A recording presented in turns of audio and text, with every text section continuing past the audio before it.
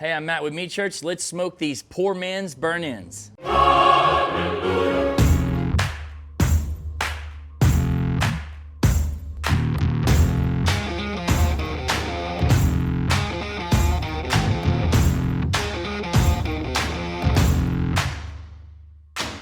So what are poor man's burn-ins? Well, it's a chuck roast cooked like a brisket, and then basically at or near completion, it's cubed up, seasoned in sauce like traditional brisket burn-ins, put back in the smoker and turned into burn-ins.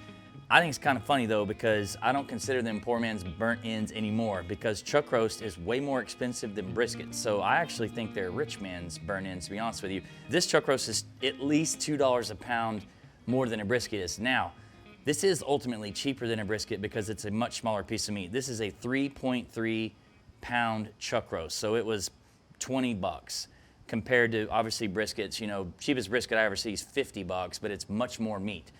You know, why would you want to do this if it's so expensive per pound? Well, it's a great way to only spend 20 bucks. If you only have a couple people in your family, budget, whatever the case may be, it is a really good option. I smoke chuck roast to put in all sorts of things like carne asada and things of that nature. So I love this cut of meat. It's really good. So what we're gonna do today is gonna be very, very simple. I'm gonna treat this like a brisket as seasoning is concerned, and then we're gonna throw it in the smoker, and I'm gonna smoke it until it's tender, which is gonna be, we're gonna call it about 200 degrees. We're gonna check it with our instant read thermometer to know by feel when it's tender.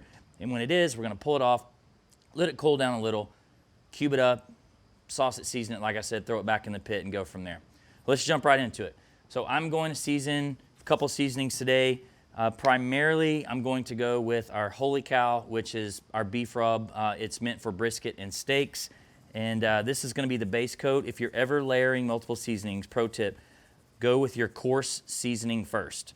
Why is that? Well, if you put the fine seasoning on, it'll kind of cover the meat. A lot of the bigger seasonings, in this case, 16 mesh pepper, can kind of bounce off the meat.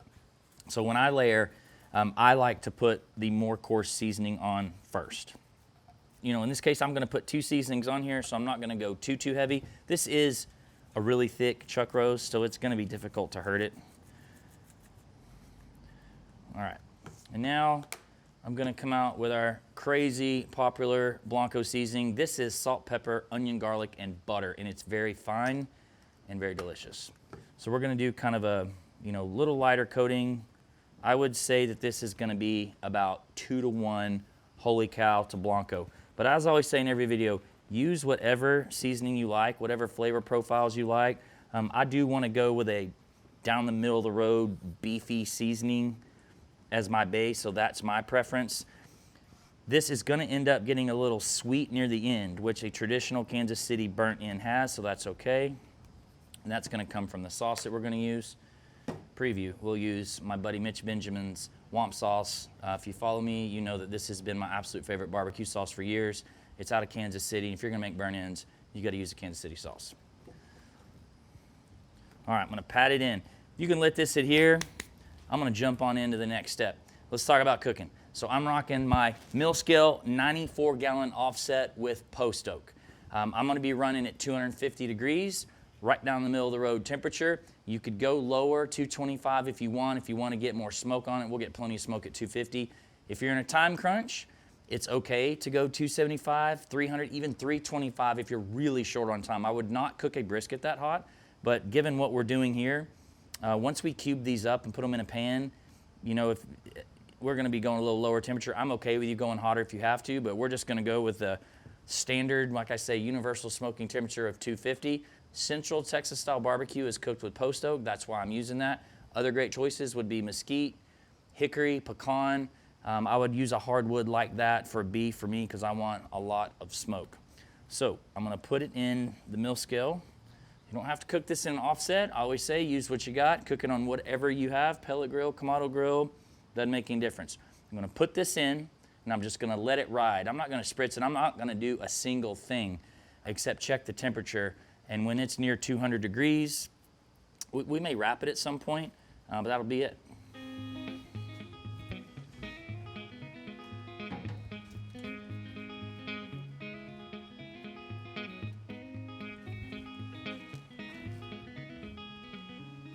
Well, it's been almost 5 hours and the chuck roast is 170 degrees, so I'm gonna go ahead and wrap it with a little bit of beef broth so that it will braise and cook a little bit quicker.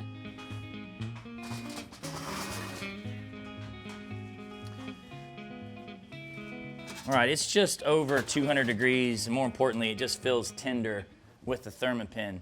So what we're gonna do is I'm gonna vent this open and kind of let the steam run off of this because I want the internal temperature of that chuck roast to come down because the cubes will be a little bit easier to slice.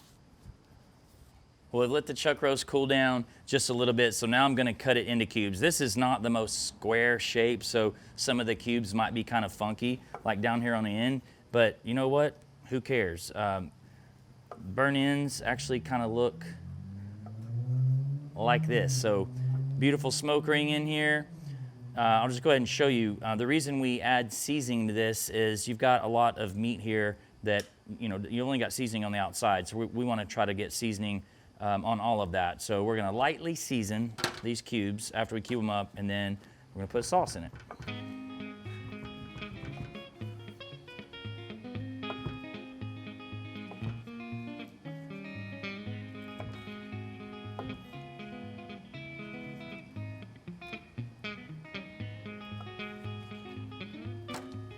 All right, now we got the chuck roast all cubed up. I like to use the seasoning with a little sweetness. So we're gonna use our Gospel Southwestern All-Purpose. Season it up and just toss these around. Same thing you would do with traditional brisket burnt ends. So use whatever rub you like, but I encourage you to use one with a little bit of sweetness instead of just the savory salt, pepper, onion, garlic flavors that we used to cook it in the beginning.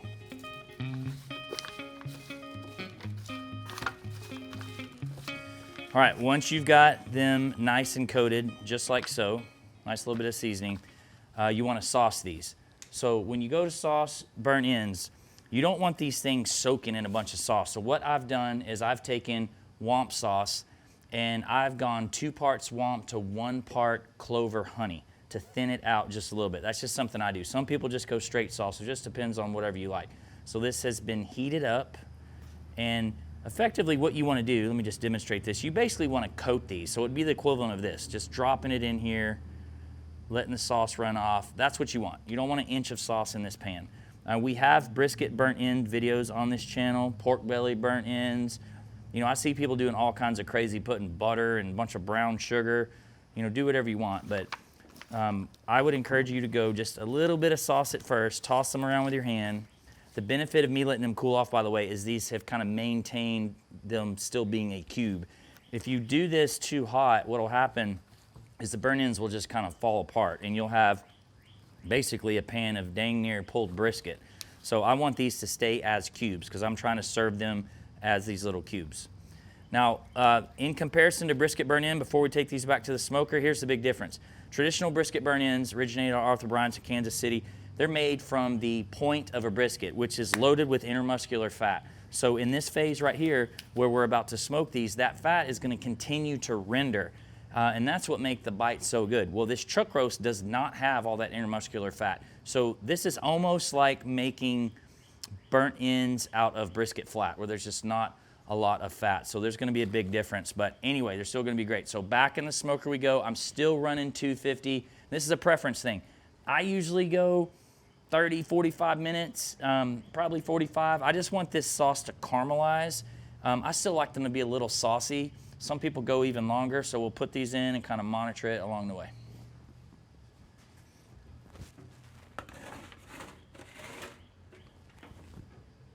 All right, guys, I got 45 minutes. What am I going to do around here?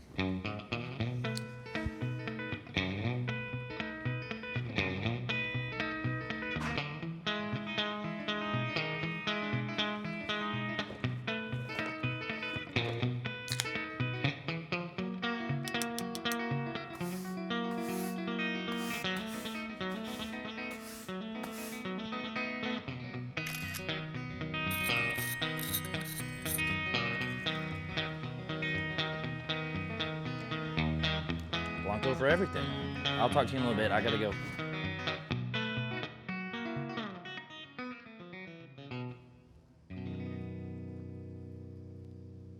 All right, it's been 45 minutes. I just got word the wife's on the way home, so I'm all cleaned up. Let's get the poor man's burn-ins.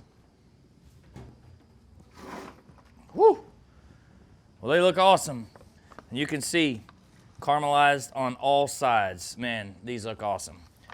Gonna pour them in my fancy rustic bowl. And obviously they're gonna be very, very hot, so we're gonna let them cool off, and we'll be back here to give them a shot. All right, it's time to dig in and see how we did. I'm gonna pick one of the smaller ones here. Ain't mad at it for $22.